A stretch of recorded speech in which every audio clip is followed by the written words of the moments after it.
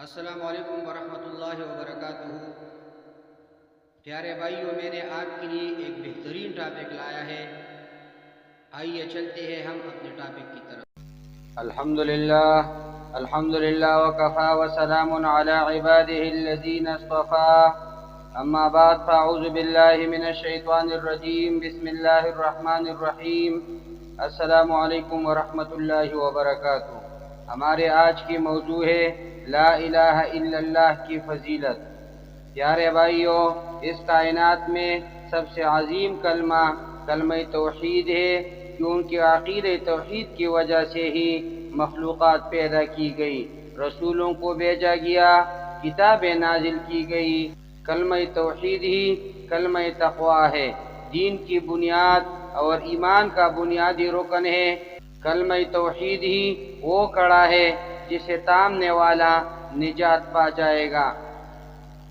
اس کلمے پر مرنے والا کامیاب و کامران ہوگا اور کبھی نامراد نہیں ہوگا۔ اس کلمے کی دین میں فضیلت اور شان کما حقہ بیان کرنا کسی کے لیے ممکن ہی نہیں۔ پیارے بھائیوں، سیدنا جابر ابن عبداللہ رضی اللہ تعالی عنہ کہتے ہیں کہ رسول اللہ صلی اللہ علیہ وسلم نے فرمایا، افضل ترین ذکر لا الہ الا اللہ اور افضل ترین دعا الحمدللہ ہے۔ اس حدیث کو ترمذی نے بیان کیا ہے اور اسے حسن غریب قرار دیا، نیز نسائی نے اسے سنن کبریٰ نے روایت کیا ہے اور اس پر عنوان قائم کیا ہے، باب ہے افضل ترین ذکر اور افضل ترین دعا کے بیان میں۔ اسے ابن حبان نے صحیح ابن حبان میں روایت کرتے ہوئے عنوان قائم کیا، باب ہے اس بیان میں کہ الحمدللہ یعنی اللہ تعالیٰ کی حمد افضل ترین دعا ہے اور لا الہ الا اللہ افضل ترین ذکر ہے۔ اس حدیث کو ابن حجر رحمہ اللہ نے نتائج الافکار میں اور شیخ البانی رحمہ اللہ نے صحیح ترمذی میں حسن قرار دیا ہے۔ پیارے بھائیوں، مبارک پوری رحمہ اللہ کہتے ہیں، اس کلمے کی اتنی شان اس لیے ہے کہ یہ کلمہ توحید ہے اور توحید کے برابر کوئی چیز نہیں ہے، کیونکہ عقیدہ توحید ہی ایمان و کفر کے درمیان تفریق کرتا ہے۔ نیز اس کلمے کی بنا پر انسان کا دل اللہ تعالیٰ کے قریب ترین ہو جاتا ہے۔ اس میں غیر اللہ کی نفی ہے، تزکیہ نفس کے لیے اس کا کوئی ثانی نہیں، باطن کی صفائی کے لیے اس کا کوئی نظیر نہیں، روح کو نفسانی برائیوں سے پاک کرنے کے لیے منفرد مقام رکھتا ہے اور شیطان کو انسان سے دور بھگا دیتا ہے۔ چنانچہ اہل دنیا میں سے کامیاب ترین وہی شخص ہے جو اس کلمے کو ہر زمان و مکان میں کثرت سے اپنی زبان پر جاری رکھے، اس کلمے کے ورد سے اس کی زبان تکان محسوس نہ کرے اور دل بوجھل نہ ہو، نیز اس کلمے کے معانی ذہن نشین کرے، مقاصد دل و دماغ میں حاضر رہے۔ یہ کلمہ ان اذکار میں شامل ہے جن کا ورد کرنے کے لیے کسی جگہ یا وقت کی تعین نہیں کی گئی، بلکہ نصوص میں مطلق طور پر بیان کیا گیا ہے کہ کثرت سے اس کا ورد کیا جائے تاکہ ہر کوئی مسلمان کسی بھی جگہ اور کسی بھی آن میں اسے اپنی زبان پر جاری و ساری رکھے۔ مشغولیت و فرصت، سوتے جاگتے، چلتے پھرتے، نماز، قیام، سیام، حج، عمرہ، اٹھتے بیٹھتے، ہر وقت اپنی زبان پر جاری رکھے، اور اگر کوئی شخص اپنے ہر سانس کے ساتھ یہ کلمہ کہہ سکے تو حقیقی کامیاب وہی ہے۔ پیارے بھائیوں، ابن حجر ہیتمی رحمہ اللہ کہتے ہیں، جن اذکار کو شریعت میں کسی بھی زمان و مکان کی قید سے آزاد رکھا ہے، ان میں سے افضل ترین تلاوت قرآن ہے اور اس کے بعد لا الہ الا اللہ کا ورد ہے، کیونکہ حدیث میں ہے کہ افضل ترین ذکر لا الہ الا اللہ ہے۔ تاہم کچھ احادیث میں چند مخصوص حالات اور اوقات میں اس ذکر کو پڑھنے کی ترغیب دی گئی ہے۔ اس میں ہے کہ نمبر 1، وضو کے بعد کوئی بھی شخص اچھی طرح وضو کرے اور پھر کہیں، اشہد اللہ الہ الا اللہ وحدہ لا شریک لہ واشہد ان محمدا عبدہ ورسولہ، میں گواہی دیتا ہوں کہ اللہ کے سوا کوئی معبود برحق نہیں، وہ یکتا ہے، اس کا کوئی شریک نہیں، اور میں یہ بھی گواہی دیتا ہوں کہ محمد صلی اللہ علیہ وسلم اللہ کے بندے اور رسول ہے، تو اس کے لیے جنت کے 8 دروازے کھول دیے جاتے ہیں، وہ جہاں سے مرضی داخل ہو جائے۔ مسلم نے اسے عقبہ ابن عامر رضی اللہ سے روایت کیا ہے۔ نمبر 2، رات کو کسی بھی وقت بیدار ہو تو کہیں آپ صلی اللہ علیہ وسلم کا فرمان ہے، جو شخص رات کے وقت بیدار ہوا اور اس نے یہ کہا لا الہ الا اللہ وحدہ لا شریک لہ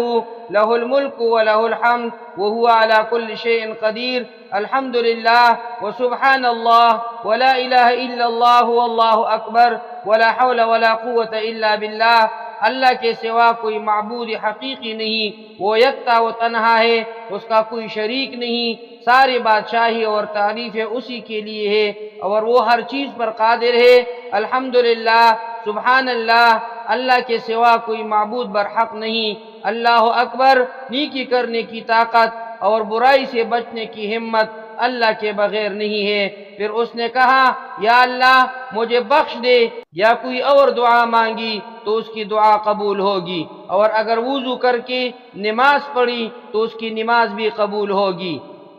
بخاری نے اسے عبادہ ابن صامت رضی اللہ سے روایت کیا ہے۔ نمبر 3، صبح کے وقت رسول اللہ صلی اللہ علیہ وسلم کا فرمان ہے، جو شخص ایک دن میں 100 بار کہیں لا الہ الا اللہ وحدہ لا شریک لہ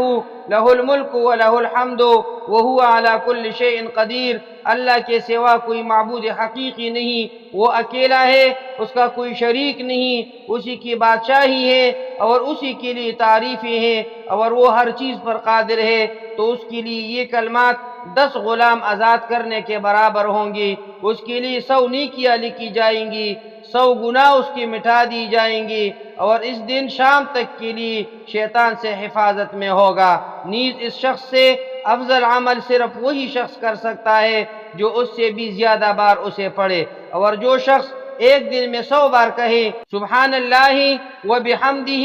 اللہ تعالی پاک ہے اپنی حمد کے ساتھ، تو اس کے سارے گناہ مٹا دی جاتی ہیں، چاہے سمندر کی جاگ کے برابر ہی کیوں نہ ہو۔ بخاری مسلم یہ لفظ مسلم کے ہیں، جو کہ ابو ہریرہ رضی اللہ تعالی عنہ سے مروی ہے۔ نمبر 4، نماز میں سلام پھیرنے کے بعد آپ صلی اللہ علیہ وسلم ہر نماز کے آخر میں سلام کے بعد کہا کرتے تھے لا الہ الا اللہ وحدہ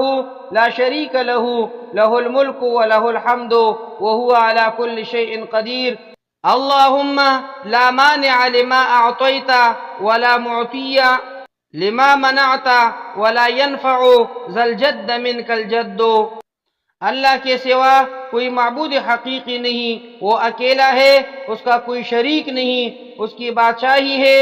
اور اس کے لیے تعریفیں ہیں، اور وہ ہر چیز پر قادر ہے۔ یا اللہ جو تو عطا کر دے اسے کوئی روکنے والا نہیں ہے، اور جسے تو روک دے وہ کوئی عطا نہیں کر سکتا، اور کسی بڑی کی بڑائی تیرے مقابلے میں کوئی فائدہ نہیں کر سکتے۔ نمبر 5، تنگی اور مشکل کے وقت نبی کریم صلی اللہ علیہ وسلم تنگی اور مشکل کے وقت دعا فرمایا کرتے تھے لا الہ الا اللہ العظیم الحلیم لا الہ الا اللہ رب السماوات والارض ورب العرش العظیم، اللہ کے سوا کوئی حقیقی معبود نہیں، وہی عظمت والا اور بردبار ہے، اللہ کے سوا کوئی حقیقی معبود نہیں، وہی آسمانوں اور زمین کا پروردگار ہے، وہی عرش عظیم کا پروردگار ہے۔ بخاری مسلم نے اسے ابن عباس رضی اللہ تعالی عنہما سے روایت کیا ہے۔ نمبر 6، عرفہ کے دن نبی کریم صلی اللہ علیہ وسلم کا فرمان ہے عرفہ کے شام انبیاء کرام اور میری باتوں میں سے سب سے افضل بول یہ ہے لا الہ الا اللہ وحدہ لا شریک لہ لہ الملک ولہ الحمد وہو علی کل شیء قدیر، اللہ کے سوا کوئی معبود حقیقی نہیں، وہ اکیلا ہے، اس کا کوئی شریک نہیں، اسی کی بادشاہی ہے اور اسی کے لیے تعریفیں ہیں، اور وہ ہر چیز پر قادر ہے۔ اسے طبرانی نے عشرہ ذو الحجہ کی فضیلت میں روایت کیا ہے، اور البانی نے اسے سلسلہ صحیحہ میں اسے صحیح قرار دیا ہے۔ اقول قولی ھذا استغفر اللہ لی ولکم ولسائر المسلمین۔